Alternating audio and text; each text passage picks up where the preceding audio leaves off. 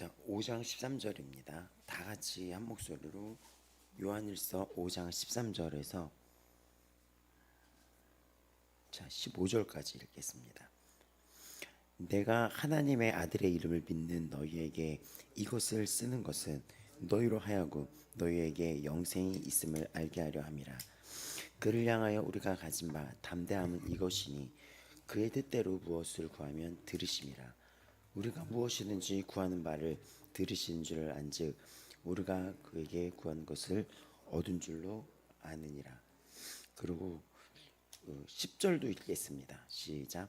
하나님의 아들을 믿는 자는 자기 안에 증거가 있고 하나님의 아들을 믿지 않은 자는 하나님을 거짓말한 자로 만드나니 이는 하나님께서 그 아들에 대하여 증언한 증거를 믿지 아니하였습니다. 또 증거는 이것이니 하나님이 우리에게 영생을 주신 것과 그의 아들 안에 있는 그것이니라. 아들이 있는 자에게는 생명이 있고 하나님의 아들이 없는 자에게는 생명이 없느니라. 아멘. 자, 우리가 그 영생, 생명이 필요한 것이 지금 공통적으로 보면은 13절에도 보게 되면 내가 하나님의 아들의 이름을 믿는 너희에게 이것을 썼다. 너희에게 영생이 있게 하려고. 또 무엇이든지 구하는 바를 들으신 줄 우리가 안즉 그에게 구한 것을 얻은 줄 아느니라. 그의 뜻대로 구하면이라고 나와 있고 또 우리가 10절에 믿는 자, 믿지 않은 자가 있습니다. 우리가 오늘 나눌 것은 우리가 어저께까지 이번 주에 그 하나님께 영광을에 대해서 나눴어요. 그러니까 하나님께 영광을 올립니다 했었을 때 우리가 예배는 하나님을 공경하고 경배하는 것인데 그래서 그거를 봤었을 때 우리 그 소요리 문답이라고 하는 이렇게 교리 공부하는 되게 유명한 교재가 있거든요. 그 소요리 문답의 첫 번째 그 질문이 사람의 첫째 되는 목적이 무엇입니까? 라고 하면서 그 성경 공부에서 사람의 존재가 뭔지 아니? 그 목적이 뭔지 알아고 했을 때 첫째가 하나님을 영화롭게 하는 것과 영원히 그를 즐거워하는 것이야. 이거 소요리 문답 그 공부하신 분들도 있으실 거예요. 웨스트민스터 소요리 문답 그때 우리도 하지 않았었나요? 교회에서 학생들 상대로 소요리 문답 거기에 이거 나왔지 않았나요? 첫 번째 목적은 하나님을 영화롭게 하는 것과 영원히 그를 즐거워하는 것이다 라고 하는 거예요. 그럼 하나님의 영광이 무엇이냐라고 했었을 때 영광 받는다라는 뜻이 찬양하거나 높일 가치가 있고 광채가 나는 것, 아름다움, 명성 이런 거를 뜻하는 거죠. 근데 하나님께 영광 할 때 하나님의 영광은 하나님은 갖고 계신 그 고유의 영광이 있다 그랬었어요. 하나님은. 그래서 이사야 48장 11절에 내 영광을 다른 자에게 주지 아니하리라 라고 했고 시편 29편 1, 2절에도 영광과 능력을 여호와께 돌리고 돌릴지어다. 합당한 영광을 돌리고 거룩한 옷을 입고 여호와께 예배할지어다 라고 나와 있습니다. 시편 그래서 이 29편 1절을 보면은 영광과 능력을 하나님께 돌린다라고 했을 때 하나님의 영광을 인정하라는 거예요. 또 이런 얘기도 했죠. 빌립보서 1장 20절에도 내 몸에서 그리스도가 존귀하게 되는 것이라고 했는데 우리가 시편 19편 1절에도 하늘이 하나님의 영광을 선포한다라는 것처럼 이 피조물 모든 피조물은 첫 번째 목적은 하나님을 그 찬양하는 것입니다. 하나님께 영광을 돌리는 거예요. 그러면 이거죠. 이 땅의 모든 만물의 지으심의 목적이 있는데 그것에 대한 것은 하나님께 영광을 돌리는 거예요. 하늘은 하나님의 영광을 선포한다 라고 했고 로마서 1장 20절은 창세로부터 그에 보이지 않는 것들 곧 그의 영원하신 능력과 신성이 그가 만드신 만물에 분명히 보여 알려졌나니 라고 했는데 우리가 하나님께 영광을 돌릴 때 하는 것이 무엇이냐면 하나님의 속성이 사람들에게 보이도록 하는 것입니다. 그런데 이것은 하나님은 고유의 속성이 영광인데 그 빛인데 우리의 목적이 그 하나님께 영광을 돌릴 때 우리를 통해서 하나님의 살아계심을 알게 되는 거예요. 그러니까 우리가 이 예배하는 삶, 우리가 구별된 삶, 이 모든 것들이 중요한 게 무엇이냐면 우리의 이 삶을 통해서 우리가 다른 일반 사람과 다른 이 모습을 통해서 살아계신 하나님을 나타내는 것입니다. 잠시 물 좀 먹어야 될 것 같아요. 제가 계속 기침을. 자, 역대상 16장 23절 29절에도 그에게 영광을 돌릴지어다 하는데, 그분께 성경에서 계속 영광을 돌려야 되는 이유는 그분이 우리를 뭐 지으셨고 만물을 지으셨고, 또 다시 얘기하지만 이 모든 만물은 그분의 영광을 위해서 만드셔진 거예요. 그래서 잠언 16장 4절에 여호와께서 온갖 것을 그 쓰임에 적당하게 지으셨다라고 얘기했어요. 그럼 이런 말씀을 읽었을 때 우리가 그렇구나라고 하는 게 아니라, 온갖 것을 그 쓰임에 적당하게 지으셨다라고 했고, 또 이 모든 것에서 뭐 요한계시록 4장 11절에도 만물을 주께서 지으셨다, 만물이 주의 뜻대로 있었다, 또 주의 지으심을 받았다라는 것 속에서 잠언도 그 쓰임에 적당하게 지었다 하면은 거기에 내가 포함된다는 거죠. 그럼 나는 하나님의 쓰임에 적당하게 지음을 받은 존재라는 거예요. 또 주의 뜻대로 나는 있는 존재이며, 여기 있는 것이 주의 지으심을 받는 것입니다. 그러니까는 우리가 알아야 될 건 뭐냐면, 이 모든 만물, 우리가 보는 저 모든 것들이 주의 뜻에 따라 지어졌다면, 우리 사람은 어떻게 했습니까? 우리 사람은 하나님의 형상을 받는 우리는, 그러니까 우리에게 하나님의 지으심의 목적과 소망이 각자에게 그 쓰임대로 있다는 것입니다. 그래서 이거를 알아야 돼요. 교회가, 또 우리가 교회잖아요. 교회가 이런 모여 있는 이 교회도 교회고 우리도 교회라고 했잖아요. 그럼 이거죠. 모든 교회는 하나님이 쓰임대로 그 목적이 있고, 또 나라는 개인의 존재도 하나님의 쓰임대로 적당하게 지음받은 거죠. 그러니까 내가 하나님이 나를 지으신 목적이 있는데, 첫 번째는 모든 만물을 주님께 영광을 돌리는 거, 나를 통해서 하나님께 영광을 받기 원한다는 거. 그러면은 이 내가 주님께 영광을 올릴 때 나를 통해 하나님을 보게 된다는 것. 또 이 모든 교회마다 하나님의 지으심의 목적이 있다는 것. 하나님의 영광을 올리는 방법이 또 되게 다양해요. 오늘은 그걸 나타낼 거예요. 각 교회의 목적, 여러분의 삶에 지으심의 목적이 있다는 것을 기억하셔야 됩니다. 그래서 여러분의 이 목적 안에는 하나님의 능력과 사랑과 자비, 지혜, 은혜, 이런 것들을 나타내게 되는 거예요. 여러분의 삶을 통하여. 또 불신자들은 나는 뭐 하나님 믿지 않아, 내가 하나님께 영광을 드리는 걸 원치 않아 라고 하지만, 하나님은 심판을 통하여 하나님이 살아계심을 이게 드러내게 됩니다.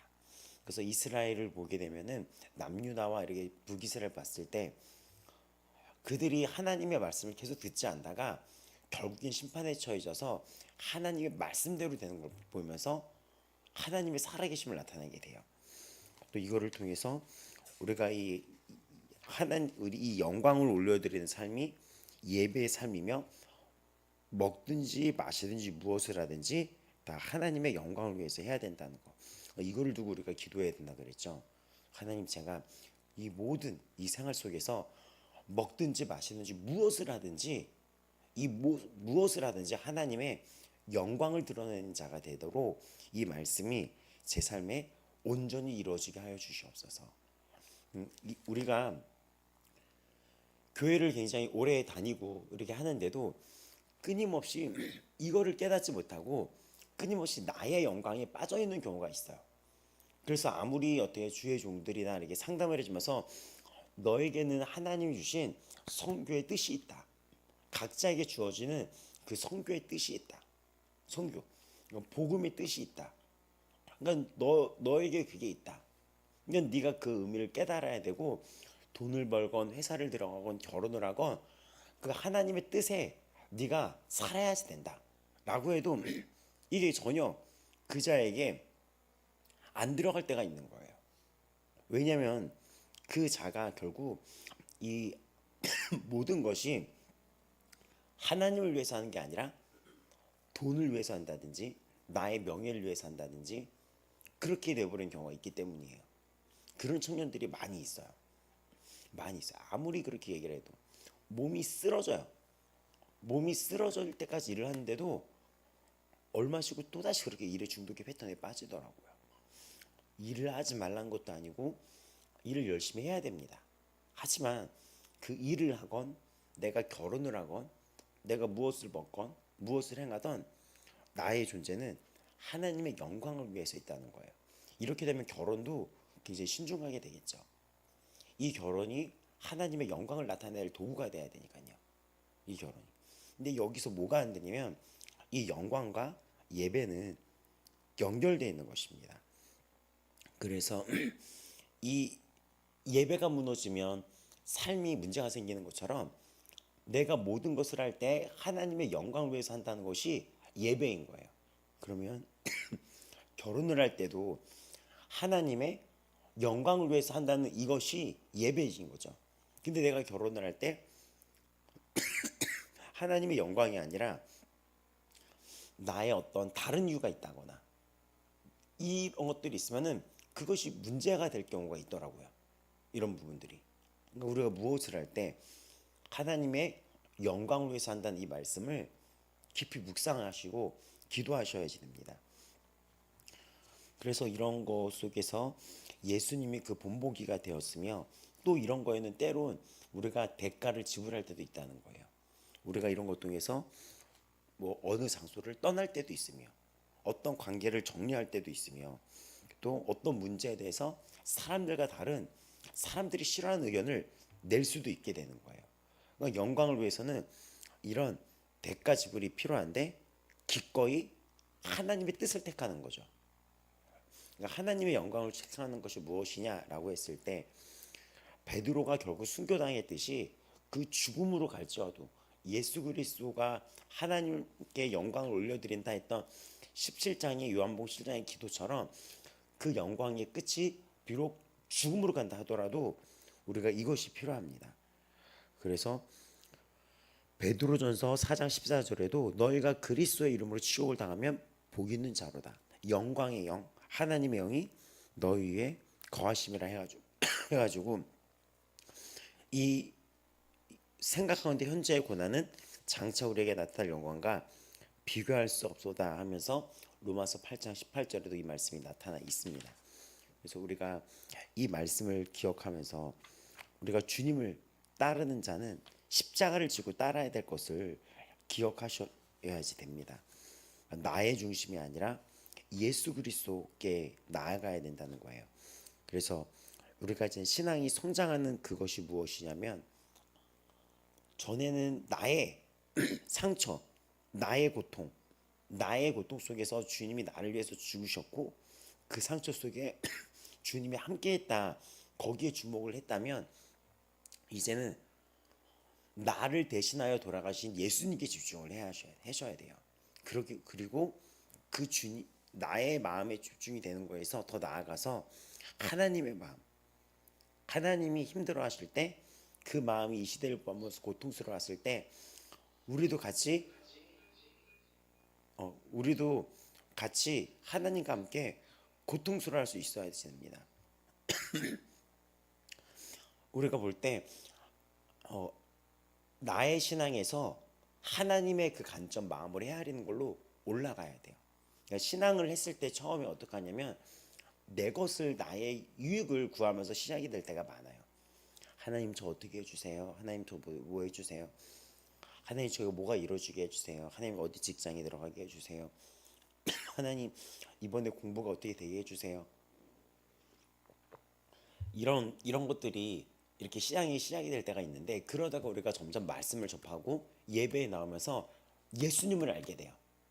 그렇게 되고 예수님을 알게 되면서 주님이 나에게 예배하는 자를 원하신다 그러면서 나에게 영광 받기를 원하신다는 걸 알게 됩니다. 나의 삶을 통해 이 땅에 머물러 있는 나의 삶을 통해 하나님이 영광 받기를 원한다는 거예요. 그래서 제가 다음 세대에 이 사역을 했을 때 어떤 학교에 갔는데 이 아이가 교회를 다니나 봐요. 근데 그 아이한테 이제 대표 교도를 시켰어요.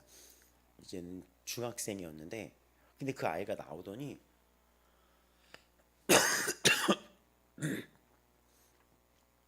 이 대표 기도를 시켰는데 간증을 먼저 하는 거죠. 근데 그 기억날 수 있겠지만 그 여자애가 뭐라 그랬냐면 여러분 우리가 왜 이 중학교에 왔는지 아십니까? 이러는 거예요. 그 여학생이. 여러분 그리고 우리가 이 대한민국에서 왜 이 중학교에 왔고 우리가 왜 공부를 하고 있는지 아십니까? 우리끼리 막 경쟁하고 우리끼리 시험 잘 보고 이렇게 해서 학교를 가고 이게 누구 때문이 아십니까? 이 아이가 얘기하는 거예요. 근데 이게 그 아이의 발언이 얘가 가르침을 잘 받은 거예요. 보면은. 그러면서 이 아이가 이렇게 얘기했어요. 그 아이들 앞에서. 기억나십니까? 그때 이 아이가 말했던 거.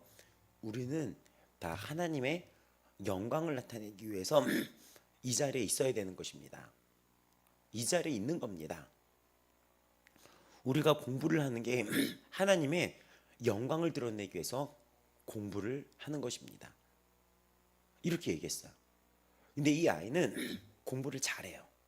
잘할 수밖에 없어요. 내 공부의 목적이 하나님의 영광을 나타내기 위한 걸 걔가 깨닫는 순간 이 공부는 억지로 하는 게 아니에요.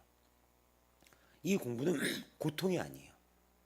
그리고 이 집안이 그렇게 얘가 배운 거예요. 어렸을 때부터. 물어봤더니 어머니한테 네가 지금 살아있는 어렸을 때부터 배웠대. 어렸을 때부터.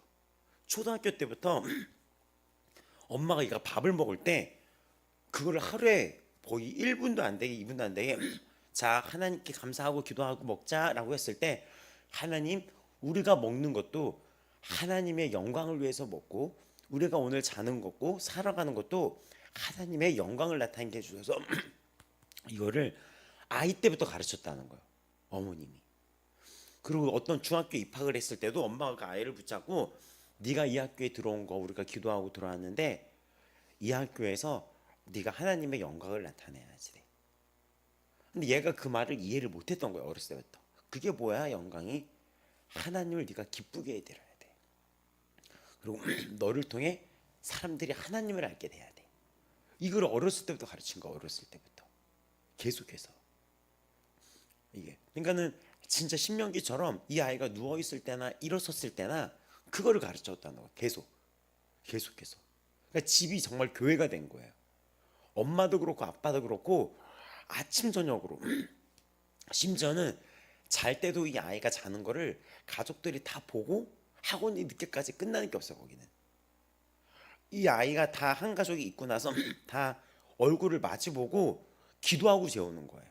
근데 그 기도할 때 뭐냐면 가족끼리 이렇게 물어봤대요. 네가 오늘 한 거 중에 하나님을 기쁘시게 해드린 게 있어? 네가 너의 오늘 삶 속의 친구들한테 하나님의 영광을 나타낸 게 있어? 영광이 뭐야? 하나님의 뜻대로 네 친구한테 한 게 있어? 이렇게. 그래서 얘가 오늘 이런 친구가 때문에 힘들었어. 학원에 공부가 있어서 힘들었어. 그러면은 기도하자. 이 법칙을 알면은 이 공부와 이런 것들이 너무 가벼워지는 거예요. 이 가정은 이게 뭐라 그럴까? 이게 뚫렸다 그러나요? 이 부분이? 그래서 이 가족은 물질, 건강, 어떤 곳에서도 항상 하나님의 영광, 이 모든 것이 하나님의 영광을 가리지 않나. 그래서 그 아이를 재작년에 봤는데 작년에 갔어요. 재작년에 가고 작년에 못 가고 올해 다시 들어가기 위해서 그 아이를 만났는데 그때가 중1, 지금 중3인 거예요. 근데 얘가 너무나 성숙하고 너무나 예쁘게 되고 공부도 잘하고 성품이 다르더라고요. 그리고 리더가 됐더라고요. 그러니까 우리가 하나님의 영광을 드러낼 때 하나님은 우리에게 복을 주십니다. 우리가 하나님의 자녀가 아버지의 기쁨을 드러내고 아버지의 뜻대로 살려고 했을 때 아버지는 그거를 알고 있고 그게 뚫려 있는 그 사람들에게는 아낌없이 주는 분이에요. 근데 이 아이가 이게 어떻게 해서 이런 생각을 했을까? 깜짝 놀라서 사역자 이상인 거예요. 근데 그 아이가 이렇게 나와가지고 만으로 12살이거든요. 그 아이가 나오더니 마이크를 잡고 여러분 우리가 이 자리에 있고 우리는 경쟁을 위해서 있는 게 아닙니다. 여러분 왜 좋은 대학교 가고 싶습니까? 왜 좋은 고등학교 가고 싶습니까? 여러분 이거를 모르면 아무 소용이 없습니다. 내가 여기서 시험 공부를 왜 해야 됩니까? 그때 말을 하는 거야. 중간고사 기간이었거든요. 우리가 공부하는 거 우리끼리 싸우는 게 아니라 이 공부를 통해서 이 사회에서 하나님의 영광을 나타내는 거 아닙니까? 이거가 눈빛이 달라요. 그러니까 여러분 스스로가 이게 마음에 확고해져서 어디나 무엇을 하든지 하나님의 영광을 나타낸다는 것. 이것이 여러분에게 이게 완전히 임재가 돼야 돼요. 말씀이. 그리고 기도를 해야 됩니다. 이 부분을 내가 모든 것에 그리고 거기에 도움을 구하는 거죠.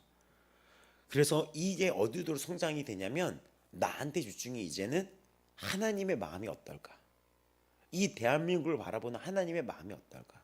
오늘 나를 바라보는 하나님은 어떠실까? 내가 이런 말을 했을 때 하나님은 어떠셨을까? 저 친구가 저런 말을 하고 저런 삶을 살아가는 모습을 보면서 하나님은 어떠실까? 하나님이 한국교회를 바라봤을 때 하나님은 어떠실까? 하나님이 이 코로나 팬데믹을 통하여 이 교회들이 중형교회들이 그냥 막 없어져 버리고 몇백 명 있는 교회들이 없어져 버리고 뭐 이게 그 숫자에 상관없이 이렇게 되는 거예요. 오히려 몇몇이 안 되는 이런 교회들은 끝까지 코로나 때 있었는데 서울 도심에 있는 한가운데 있던 몇백 명이 있는 교회들은 아예 없어져 버리고 시골에 있었던 그 두세 명을 데리고 있던 목양을 했던 그 교회는 계속 지금까지도 되고 있고 100여 명이 됐던 교회들은 없어져 버리고 이 모든 것이 내가 교회를 다니는 이유 그리고 교회의 존재의 목적 하나님을 기쁘게 하는 거예요. 그 교회가 하나님의 일을 하지 않는다면 교회는 사실상 죽은 교회입니다. 내가 이 야고보서처럼 그 자가 정말 믿음 있는 자는 행함이 있는 자인 거예요. 행함이 없는 자는 죽은 믿음이라고 얘기했었어요. 실제로 죽은 믿음이 있을까라고 하지만 코로나로 인하여 집합 금지를 냈더니 그들이 아직까지도 안 돌아오는 거예요. 그리고 그들이 이 교회로 안 들어오고 아무렇지도 않게 생각하면서 나도 코로나 전에는 다녔었는데 아무렇지도 그랬는데 라고 얘기한다는 것은 정확히 보면 그 자의 안에 성령과 거듭남이 없을 수 있다는 것입니다. 없었던 거예요. 이 예배는 영과 진리로 예배하는 것은 성령 있는 자들이 참되게 예배할 수 있는 것이고 성령이 나를 깨우치고 가르치고 이끌어가는 것이지 내가 이 예배를 앉아있다고 예배가 아닌 거예요. 그리고 성령님은 자꾸 그 예배를 이끕니다. 부추겨요. 근데 예배를 빠지는데도 전혀 그게 없고 뭐 코로나를 해서 모이지 않았는데 오히려 더 잘 되고 진짜인지 가짜인지 신앙이 흔들었더니 너무 좋은 거예요. 코로나가 주일날 늦잠 자도 되고 교회에서 꾸밀 필요 없고 헌금 낼 필요 없고 한번 그 맛을 봤더니 돌아오지 않는 것입니다. 그러면 그 자의 삶의 목적이 하나님을 위해서 살았던 게 맞냐는 거죠. 만약에 그 팬데믹이 닥쳤을 때 하나님의 영광을 위해서 살았으면은 무슨 생각을 합니까? 하나님 이걸 허락하시고 지켜보셨을 때 교인들이 흩어지는 걸 봤을 때 어떤 마음이실까? 하나님은 그리고 지금 이 순간에도 내가 주께 영광 되기를 원하는데 내가 이 시간 속에서 이 시대 속에서 어떻게 하면 주님께 영광을 나타낼 수 있을까? 내가 어떻게 하면 이거에 흔들리지 않고 주님께 예배하는 자로 나는 나아갈 수 있을까? 우리가 성장을 해야 되는 거예요. 하나님 why me? 왜 나한테 왜 이렇습니까? 아니라 우리는 하나님의 마음을 헤아리며 그분의 고통에 같이 고통스러워하며 하나님이 그 교회가 핍박을 받았을 때 같이 아파하며 그걸 같이 나누기를 원하며 이렇게 나아가야지 됩니다. 성장과 성숙하셔야 됩니다. 신앙이 성장과 성숙이 일어나야 돼요. 교회가 막 손가락질을 당하고 그리고 지금 막 이 가장 교회가 싸우는 큰 문제는 이거는 뭐 확실해요. 교회가 세상과 가장 큰 싸운 거는 이 마지막 때의 싸움은 그 포괄적 선교육 차별금지법이에요. 교회랑 싸우는 것이. 근데 이 교회를 향해 막 거침없이 욕을 해요. 심지어 목사들도 욕을 하죠. 막 이름을 몇 번 얘기했잖아요. 그런 목사들도 유튜브에 보면 교회를 향해 욕해요. 와, 어떻게 그렇게 욕할지 모르겠어요. 그래서 그 사람이 성령 받은 자가 맞나 싶은 거예요. 그랬는데 그랬을 때 우리가 물론 분도 나고 이런 의로운 분도 나지만 하나님은 어떠실까? 교회가 버젓이 목사가 나와서 다른 진리를 가르치면서 그 시간에도 교회가 예배를 드리고 있고, 지금 일어나 우리나라의 이 시국 속에서도 기뻐하는 교회들도 있어요. 이런 것들을 보면서 우리는 하나님은 어떠실까? 이런 것들 속에 우리가 같이 아파하고 같이 울어야지 돼요. 그래서 우리가 이거를 마치고 다음 주에 들어간 예레미야는 눈물의 선지자였어요. 근데 그 눈물도 그냥 눈물이 아니라 통곡의 선지자였습니다. 우리가 성경에 나온 그 선지자의 모습을 통해서 배워야 될 것이 있겠죠. 그리고 나중에 예수님이 신약에 오셨을 때 저자가 누구야? 라고 했었을 때 이 예수님한테서 이렇게 얘기합니다. 예레미야가 다시 살아서 돌아왔나? 라고 얘기를 해요. 그러면은 이 예수 그리스도의 모습 속에 예레미야랑 닮았던 게 있다는 거죠. 그럼 우리는 예레미야를 닮아가는 게 아니라 그 안에 주님의 성품이 있었다는 거거든요. 실제로 예수님은 이 무너져가는 저 성전을 보면서 저 성전이 곧 무너질 것이라 하면서 가슴 아파하셨거든요. 우리가 그 예수님이 롤 모델이 돼서 십자가에 이르기까지도 기꺼이 영광을 위해서 죽음까지 갔던 그 예수님을 깨달으셔야 됩니다. 그래서 우리가 하나님을 영화롭게 하는 이 수많은 방법이 있는데, 오늘 이런 것 속에서 또 뭐가 있을 수 있냐면, 그럼 내가 어떻게 이 삶 속에 하나님을 영화롭게 할 수 있을까? 그 중에 하나가 믿음이에요. 흔들림 없이 하나님을 믿고 의지할 때 하나님이 영광을 받으십니다. 로마서 어제 읽었던 4장 20절, 믿음이 없어 하나님의 약속을 의심하지 않고 믿음으로 견고하여져서 하나님께 영광을 돌리며, 또 요한일서 오늘 읽었던 5장 10절, 하나님을 믿지 아니하는 자는 하나님을 거짓말하는 자로 만드나니, 우리가 믿음이 가장 예배의 기본 형태입니다. 또 하나님을 의심한다는 것은 말씀과 일치하지가 않아요.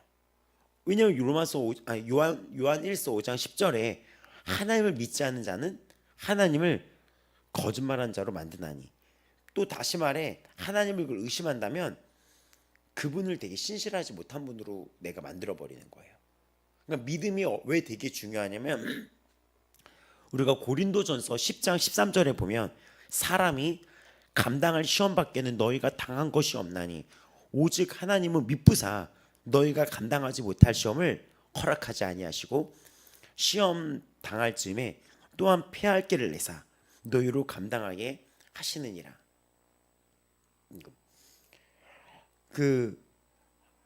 여기서 중요한 게 뭐냐면, 따라서 이제 이 말씀에 따르면 여기 보면 사람이 감당할 시험밖에 너희가 당한 것이 없다. 하나님은 믿을 만하신 분이라서 너희가 감당하지 못할 시험을 허락하지 아니한다. 시험 당할 쯤에 또한 피할 길을 주사 너희로 누기 감당해 하신다는 말씀이 있습니다.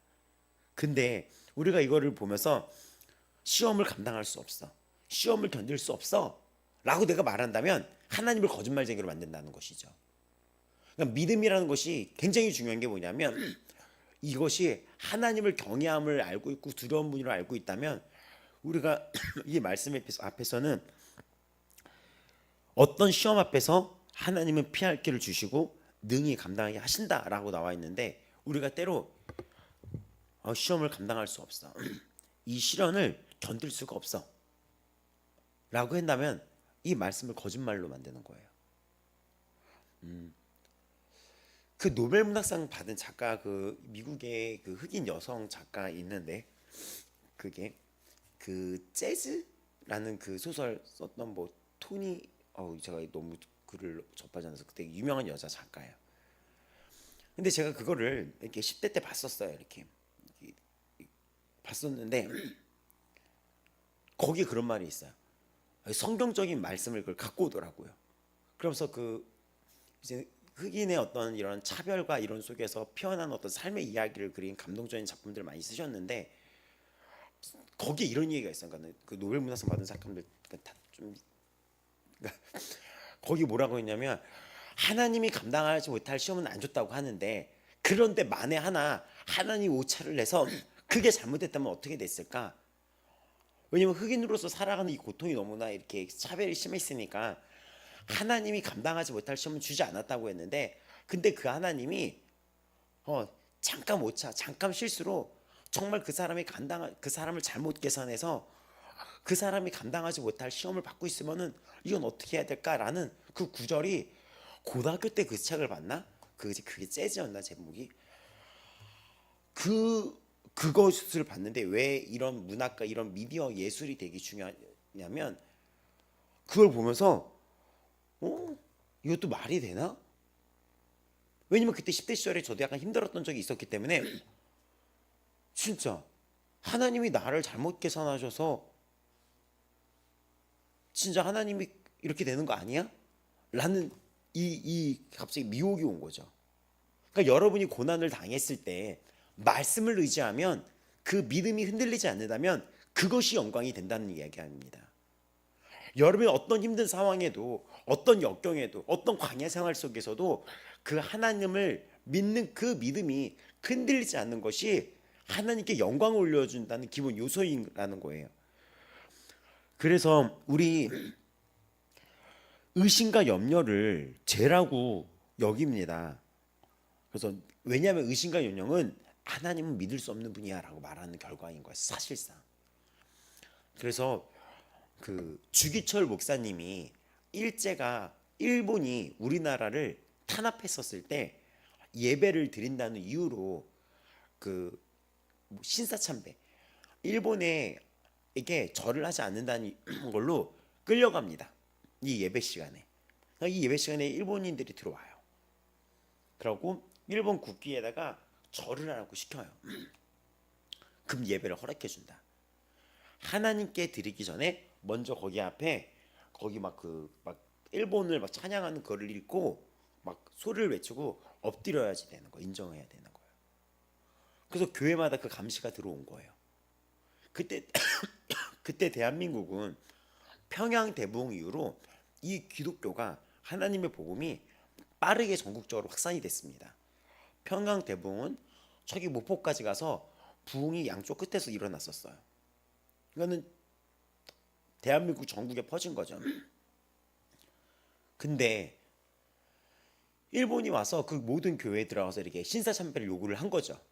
근데 그때 여러분 합시다 이렇게 했는데 그때 어떤 장로님이 그랬나 누가 그랬나 그 주기철 목사님 다큐멘터리나 이런 거 보면 나오는데 목사님 이거 좀 아니지 않습니까? 막 이렇게 한 거죠.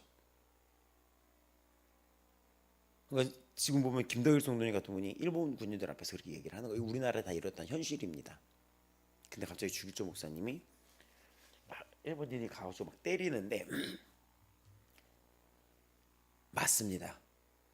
우리는 하나님께만 예배해야 되는 거다. 말하는 순간 거기가 난장판이 된 거야. 막 몽둥이질로 때리고 성도들을 때리고 목사는 끌려나간 거죠. 근데 그 목사님이 옥중에 갇혔을 때 부인인 정양순 사모님에게 보낸 편지가 아직까지 남겨져 있습니다. 1942년 10월 14일 내가 항상 말하거니와 고난은 참으로 큰 복이 외다. 꿀같이 달게 받으사이다. 근심과 걱정은 절대로 할 필요가 없습니다. 밤마다 꿈 중에 당신의 심중에 근심과 몸이 불안한 것 같이 보였는데 아마 근심 걱정에 눌러 병이 된 모양 같습니다. 아내한테 쓰는 것입니다. 사모님한테.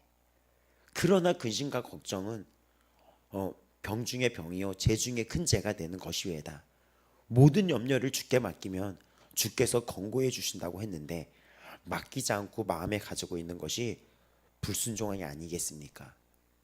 육신의 생각은 근심을 이루고 근심이 맺혀 병이 되는 것이요 영적 생각은 자족한 마음이 생기게 되고 자족한 줄을 아는 것은 일때 거부가 되는 것이 올시다.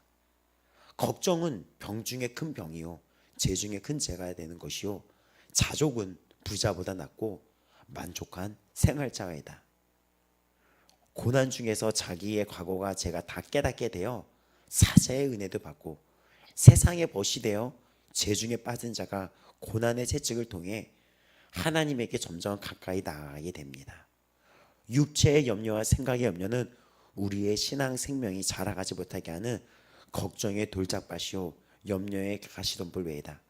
그래서 이 걱정 근심이 우리 받는 구원의 즐거움을 빼앗고 하늘 장래 영광을 못 보게 눈을 가르게 하는 것이다. 당신은 나를 위하여는 조금도 염려치 말아 주소서. 한 덩어리 주먹밥 한 잔의 소금 국물에 그 맛이야말로 신선한 요리요 천사의 떡맛 외로다. 공중의 새를 먹이시는 하나님, 들의 백합화를 곱게 입히시는 우리 아버지께서 나의 식량을 본래 적게 하였사오니 이 밥으로도 내게는 만족이요 나의 키를 작게 하심으로 옷과 이불은 나의 발등을 덮으니 이만하면 만족이 아닐까요? 새를 먹이시고 들의 풀을 곱게 입히시거늘 하물며 사랑하는 자녀이며 일하는 일꾼이리요 고로 주께서는 적게 믿는 자들아 왜 의심하냐고 꾸지람을 하십니다. 염려할 것은 다만 우리에게 이러한 믿음이 없는 것을 탄식할 뿐이오니 그런 거로 기도하는 것이로다. 안심하소서. 1942년 옥중에서 부인 정영순 사모에게 보낸 10월 14일 편지. 아직 남아 있습니다. 이런 것들이. 너무 감동적이죠? 이 부분이. 자신이 작고 자신이 이렇게 이런 것 속에서 조금 주고 이러니까 난 원래 조금 먹는 사람이야. 난 키가 작아서 이 조그만 이 손바닥만한 것도 몸이 들어갈 수 있어. 이것도 감사. 너무 감동이고 슬프죠. 이 눈물이 나죠. 그래서 이 믿음이 없어질까 봐 걱정한다고 했습니다. 하나님께 영광을 올리는 것은 이 믿음입니다. 우리가 오늘도 기도할 때 헤아려 이렇게 돌이켜 봐야 돼요. 나는 이런 것 속에서 어떤 죄 속에서 하나님께 어떤 모습이었나? 그 은혜 말씀이 옳은 건데 나는 어떤 그 앞에서 하나님을 의심하거나 원망한 적은 있지 않았나? 하나님은 감당할 시험밖에 주지 않는다는 것은 이미 문제가 끝난 거거든요. 나는 이거를 감당할 수 있어. 하나님이 나에게 반드시 피할 길을 주셨어. 그러면 오늘이 답이 될 수 있거든요. 하나님은 오늘도 일하시니까. 아니 가만히 보면 나에게 피할 길을 주시거든요. 그리고 이미 영원한 피할 길이 되셨고요. 우리는 이 땅에서 죽어도 영원한 안식처로 가는 영원한 피할 길을 받았는데 이 땅에서 우리가 어떤 걸로 인해서 어떤 싸움으로 인해서 그렇다 순교를 한다 하더라도 주기철 목사님처럼 이미 피할 길을 주신 분인데 이미 나의 이 모든 것은 주께서 피할 길을 주셨다는 겁니다. 그 하나님은 선하십니다. 그러니까 우리의 입술이 달라져야지 돼요. 우리의 입술이 달라져야 돼요. 주의 종들도 그렇고 가끔 직분자들도 그렇고 교회를 오래 다녔던 이렇게 못된 신앙들도 보면 하나님이 왜 나 이런 말을 할 때가 있어요. 너무나 속상할 때가 있습니다. 하나님 왜 나 이렇게 얘기를 해요. 하나님은 완벽하시며 온전하시며 신실하시며 하나님은 절대 선이시며 아름다우시며 광채이시며 영광받기에 합당하신 분인데 우리가 감히 그런 말을 하면 안 되는 거거든요. 근데 이 주기철 목사님 보면은 그 감옥 안에서 왜 나아가 왜 내한테 이런 글은 하나도 없어요. 채찍을 통해 하나님께 점점 가까이 나아가게 됩니다. 채찍을 통해 염려할 것은 다만 우리에게 이러한 믿음이 없는 것을 탄식할 뿐이니 그런 거로 기도합니다. 내 믿음이 흔들리지 않도록. 참.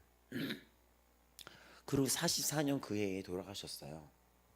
이 목사님이 고문 당하시다가 나중에는 사모님 앞에서도 고문을 했었습니다. 이 또 성경에 이런 예들이 또 등장을 하고 나타나는 것이 무엇이냐면 다니엘서 3장에 보면 다니엘의 친구인 세 청년의 이야기가 나오는데 당시 느부갓네살 왕이 이들을 뜨거운 이제는 풀무불에 던져 놓으려고 했던 거예요. 왜 그랬습니까? 자신이 많은 왕의 금신상이 있었는데 비슷해요. 거기다가 절을 하라는 거예요. 근데 이들이 절을 안 해요. 그러자 그들이 이제 왕에게 이렇게 대답을 합니다. 왕이여, 우리가 섬기는 하나님이 계시다면 우리를 맹렬히 타는 풀무불 가운데에서 능히 건져내시겠고 왕의 손에서도 건져내시리다. 근데 이렇게 또 붙여요. 그렇게 하지 아니하실지라도, 그렇게 하지 아니할지라도. 이 주기철 목사님처럼 이 감옥에서 고난을 당하다가 순교할지어도, 그래서 우리가 어저께 했던 것처럼 때로는 우리가 하나님의 영광을 나타내는 이것이 죽음까지 갈 수 있다는 거예요. 예수 그리스도가 그랬던 것처럼요. 때로는 그런 대가의 지불이 나타날 때가 있어요.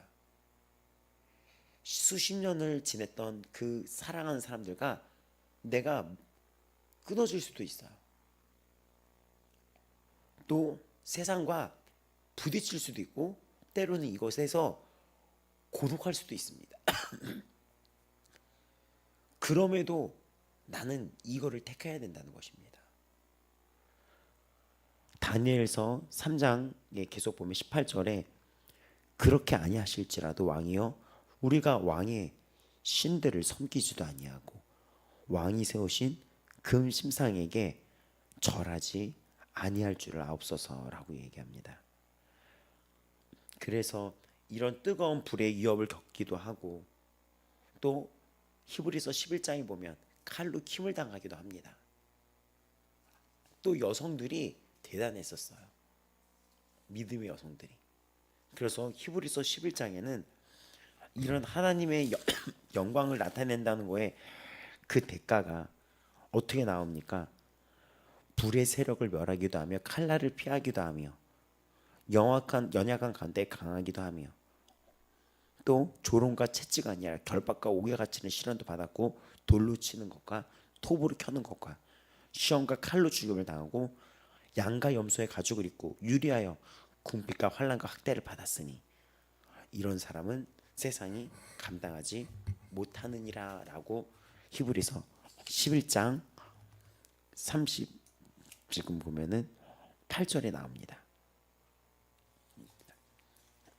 그러니까 우리가 하나님께 영광을 올려주기 위해서 필요한 것은 흔들리지 않는 믿음이에요.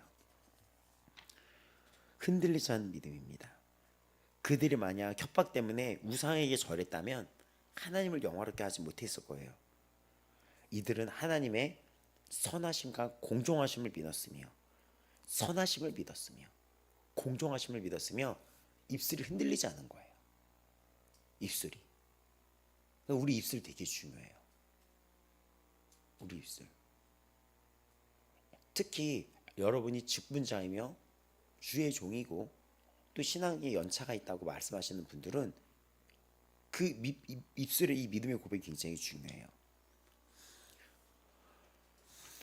또 이들의 이 고백으로 결국 이 다니엘서의 그 친구들 통해 하나님의 영광을 받게 됩니다.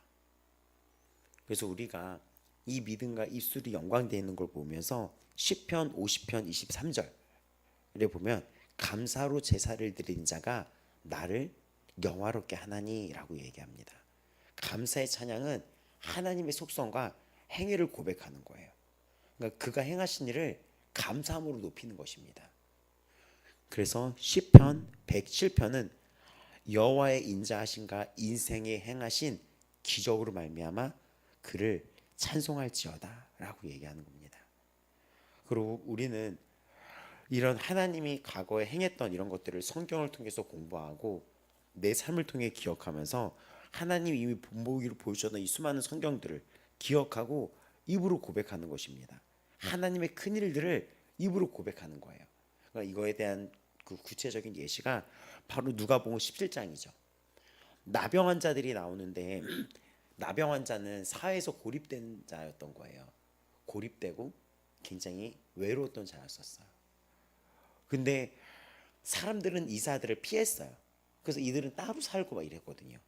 최대한 멀리 떨어지려고 그랬는데 예수님은 예외였어요. 예수님이 이 누가복음 17장 11절에서 18절을 보면은 예수께서 예루살렘으로 가실 때 사마리아와 갈릴리 사이로 지나가시다가 한 마을에 들어가시니 나병 환자 10명이 있는 예수를 만나 멀리 서서 소리를 높여 이르시되 예수 선생님이여 우리를 불쌍히 여기소서 하거늘 보시고 이르시되 가서 제사장들에게 너희 몸을 보이라 하셨더니 그들이 가다가 깨끗함을 받은지라. 그 중에 한 사람이 자기가 나은 것을 보고 큰 소리로 하나님께 영광을 돌리며 돌아 예수의 발 아래 엎드려 감사하니 그는 사마리아 사람이라.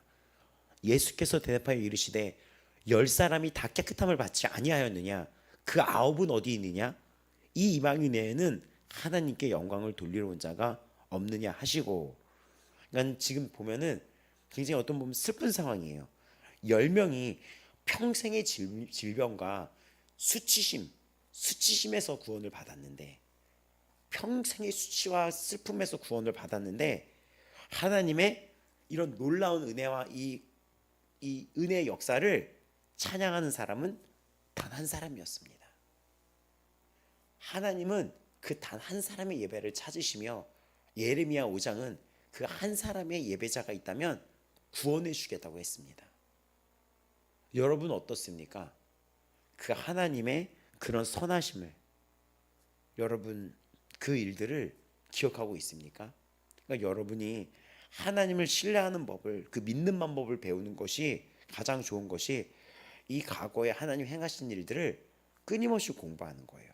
하나님이 신실함을 보여주셨고 계속해서 나타내고 계셨고 그것이 나에게 이루어졌다는 것, 이거를 깨달아야 됩니다. 되게 중요해요. 이 부분이 굉장히 중요합니다. 우리 또 시간이 돼서 여기까지 맞춰야 되는데, 하나님을 영화롭게 하는 것에 대해서 정리를 오늘 2가지라고 또 저녁에 이어서 할 텐데, 먼저 믿음이 흔들리지 않는 고백이 되게 중요해요. 그러니까 입술의 찬양이 되게 중요하며 흔들리지 않는 믿음이 중요합니다. 주규철 목사님 옥중 서신 이런 거 구글 같은 데 보면은 그 편지 고스란히 있어요. 그때 말로 한번 읽어보면 많이 여러분이 깨닫게 되는 게 있을 거예요. 다니엘의 세 친구에게 했던 그 일들이 우리에게 벌어졌을 때, 이 현실이 됐을 때 우리가 그렇게 말할 수 있겠습니까? 이렇게. 그러니까 우리가 오늘 기도하면서 이런 거에 있어서도 회개할 게 필요합니다. 왜 나한테 하나님은 왜 이렇게, 하나님은 왜 그랬을까? 왜 그렇게, 하나님은 왜 이렇게 그랬을까? 근데 그거는 창조주이신 하나님 앞에 우리가 할 말이 아니거든요. 감사의 입술에 열매를 맺어야지 돼요. 나에게 행하신 10명의 그 나병 환자 중에 여러분은 그 한 사람이 맞습니까? 한 사람이 구원의 감사로 엎드려 경배하는 그 한 사람이 맞습니까? 오늘 우리의 삶 속에서 기도하시면서 나아갈 때 내가 오늘 만나고 모든 것이 하나님의 영광을 위해 한다는 것을, 이것을 기억하시기 바랍니다. 하나님의 영광을 위해 한다는 것을. 그리고 여러분이 이 성경을 통하여 공부했던, 또 하나님의 행하신 일을 공부했던 그 하나님은 어떤 분이십니까? 여러분이 삶 속에서 일어났던 그 주님은 어떤 분이십니까? 그 하나님이 선하시며 공정하시며 의로우시며 나를 보호하시며 포기하지 않으시며 나에게 약속의 영원한 하나님이십니다. 그 하나님 앞에 흔들리지 않는 믿음을 가지며 여러분 오늘도 나아가시길 축복합니다. 다 같이 기도하며 나아가겠습니다. 이 시간 기도할 때 하나님 우리에게 이런 흔들리지 않는 믿음을 허락하여 주시옵소서. 우리의 삶 속에 이런 흔들리지 않는 이런 믿음을 주께서 부어 주시옵소서. 하나님 이런 마음 채워주시옵소서. 또 우리의 입술을 통하여 하나님 오늘 하루 영광 받으시기를 원합니다. 나의 입술을 통하여 주님 경배받게 원합니다. 다 같이 주여 부르며 우리가 흔들리지 않는 믿음을 갖고 있는 교회 되고 주의 뜻에 합당하게 살아가게 해달라고 기도하겠습니다. 주여 부르시며 기도하겠습니다. 주여